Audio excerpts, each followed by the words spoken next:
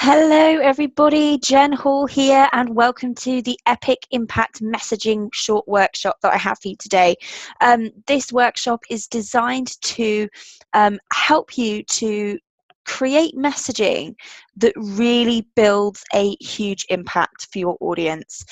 Because you know what? The last thing we want is to be chucking out bland content that hits nobody. And so this workshop is designed to show you how to start standing out from the crowd and being that high profile go-to expert coach who people know and love the things that you put out there. So I'm going to show you how to do that. So without further ado, just so you can see a little bit of me, this is the fancy pants me. This is me in my fancy promo shot. But this is the real me. This is the real me. This is me at home with my daughter, who was actually, I think, in that photo has the beginnings of chickenpox. I just thought I'd show you the real face behind the business. So this is me with my daughter at home. Anyway. Moving on, I want to get straight into the juicy stuff. So before we move on to how you can start creating brilliant, epic impact messaging, I want to take you through why messaging is so important. And just so you know, throughout this, I'm also going to be busting some myths as well as telling you how to create epic impact messaging. So firstly, you probably heard this one before, but it's really important to mention you are your brand and your messaging is a representation of that. So, when you're putting your stuff out there, it has to be you. It can't be anybody else. It's got to come from the heart. It's got to come from the soul that's within you. And I'm going to talk more about, the so-called formulas and things that we see out there, how to create the best message, what works, what doesn't work. The main thing about this is that it's you, that it reeks of you, that that's the way you stand out from the crowd at the end of the day. Also, your messaging clearly communicates what you're about, what you believe, and what you do. So it's important that your messaging is congruent in all of those things. And I just want to put a particular prominence on what you believe. When you stand in your truth and you stand for what you believe, that's how movements are created. It pulls people along. People don't buy what you do, they buy why you do it. They get on board when they can resonate with your beliefs, with what you believe to be possible for the world. It's really important to have your passionate why and to communicate that clearly in your messaging on a regular basis, because that's what fires people up. That's what attracts people to you, is by consistently communicating your passionate why. But it also, it's got to be congruent to what you do. For instance, standing on a soapbox and talking about, I don't know, how badly animals are treated when you're a relationship coach in the same platform, it doesn't make any sense. Make sure that what you're putting out there is congruent to what you're all about. Your messaging is such a powerful tool. It's, it will inspire and ignite passion and action in other people. And that's really important, and something that I was taught by my first ever coach, and which I still hold dearly. And that is likes and comments don't build a business. People are watching. The amount of people that I've seen around that have come back to me and said, oh my God, since watching your video a year ago, I've done this and this. I've never heard of this person. So regardless of whether these people buy from you or not, you are inspiring and igniting passion and action in other people all of the time. And that's how powerful your messaging and you being visible and putting your stuff out there is. It's a powerful tool to change the world for the better. It's your voice. It's your voice, and you have one, so use it. But the thing is, I would say, is it's a responsibility. You're either affecting people or you're infecting people. When you use your voice, make sure we're using it to build a better world, to build positivity. And I know that the majority of people listening to this will be saying, well, of course I want to be here affecting people, but it's, in a positive light. But it's very easy sometimes to see what's going on particularly in the online world, and we can slip into bad habits because we see particular posts and bits and pieces getting attention, and we want a piece of that attention. And sometimes it's very easy to go and try and copy and perhaps slip into bad habits of what other people are doing because we know that it's going to get that attention. But it's your responsibility to make sure that it's coming from a loving place where you're hoping for the best for people, and that's the position that it needs to come from. So I want to bust some myths now. The first one is that I have to rant or be negative to polarize. So I'm assuming you know what the word polarize is, but just in case you don't, polarization is all about putting people on one side of the fence or the other. It's about you being like Marmite. You either, people love you or hate you, and the people that love you are going to jump on board, and the people that don't will just go away, and that's great. And this is the thing, we need to welcome the haters. As soon as you get a hater, you're doing the right things, because we know then that they are not right for you. Now the thing here is that if you're continually ranting or being purposefully negative in order to put people in that state, you may find that it's not actually coming from that good place that I just spoke about. You may find that it's coming from a place of attention seeking. Polarizing and attention seeking are two very different things. And I've seen polarization go down very, very badly. I've seen people use it in a way that is attention seeking because they want to get their message out there and they want people to take notice of them and they want to create a splash, as it were. But the thing is, you can polarize positively. How can you polarize positively? Stand in your truth. Stand for what you truly believe. Get inspired. When you move out of this place of trying to make a splash and move into a place of, what do I really want to say to the world? What if I had one thing that I wanted to say right now that would change somebody's life, or help somebody step up, help somebody take action, help somebody make progress? What would it be? When we think about it in that manner, we're able to tap into a divine place where the information comes naturally, and it's not forced, it's not negative.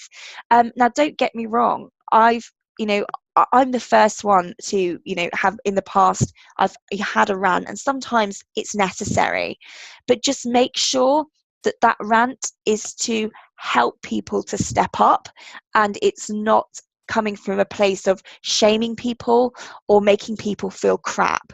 That's what we don't want to do.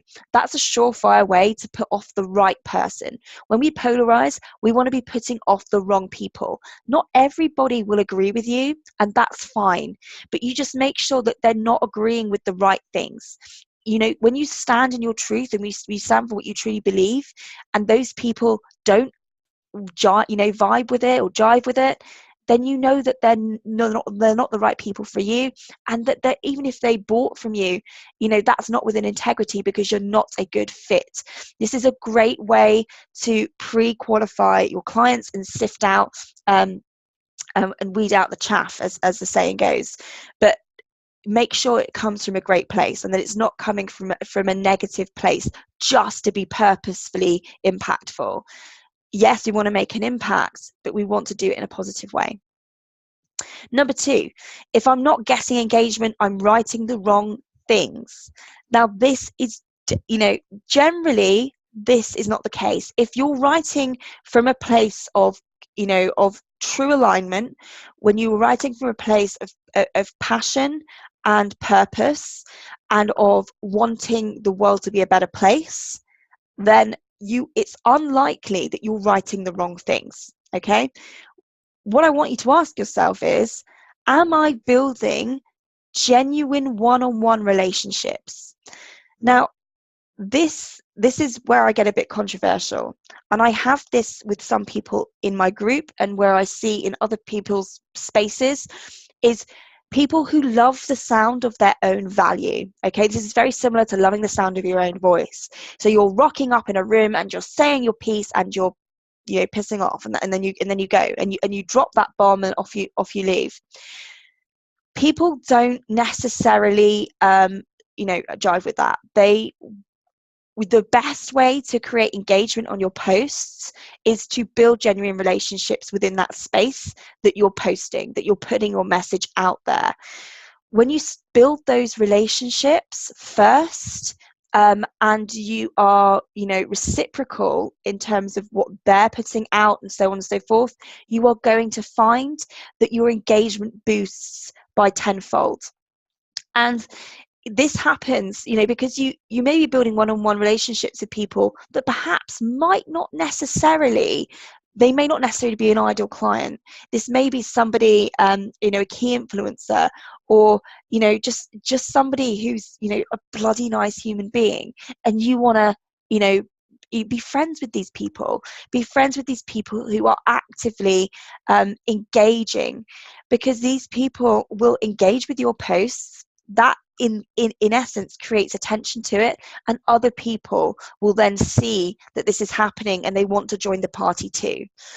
But if you just rock up and you refuse to build genuine relationships with people and then you leave, people don't like that. People buy from people every time. So it's so important that you build these relationships as you're putting your stuff out there. Go in there as a human being. Be that first and foremost. Be you. And then you can start putting your message out there, because it builds this relationship first, and it improves your engagement. I can't tell you by how much. This has been one of the keys to my successes. Aside from, this, I know this workshop is about powerful messaging, but I just need to say this to you. And again, if you may have heard this from me before, but networking on a genuine level has been a cornerstone to my success. I wouldn't be where I am today if it hadn't have been from building those genuine relationships. I don't want you to start going out there and start building disingenuine relationships just to get attention on your posts. It needs to be done in a genuine manner. But when you do it genuinely, and this means that you're probably going to have to cut down on the amount of places that you appear and network in, because you can't be everywhere at once, and you can't build genuine relationships when you're in 10,000 Facebook groups, or you're in 20 different social media platforms, or whatever it is. That's slightly exaggerative, but you get where I'm going. You need to cut it down so that you can spend quality time in the places that you wish to be. So choose the places where your ideal clients are, and hang out in those spaces and build genuine relationships in there. When you do that, it's just going to position you in such a better light. It's going to position you as somebody who, again, is a human, somebody who is willing to be a part of a community and not just the number, and you build that likability factor. So make sure that you do that. It's genuinely not because you're writing the wrong things. As I said, if you're hitting all of those marks that I mentioned before, then you're not writing the wrong things. It's genuinely just a case of be a part of the place where you're putting your message out there. Myth number 3, there is a magic formula to creating epic messaging. Now, this is one this is a myth that I get very passionate about, because we see a lot of this, how to create viral content, how to make sure that you get engagement on your posts using this, 3-step formula to whatever else. And I'm going to be really controversial now. I want you to take all of that stuff right now. If you're bogged down in, I need to be impactful, I need to get my stuff out there, I need engagement, I need to make a difference in the world, and it's not working, and I want you to take all of those sheets of paper, screw them up, and I want you to chuck them out the window. Because at the end of the day, when you tap into your passion, When you tap into that personal inspiration, you will absolutely be making impact no matter what.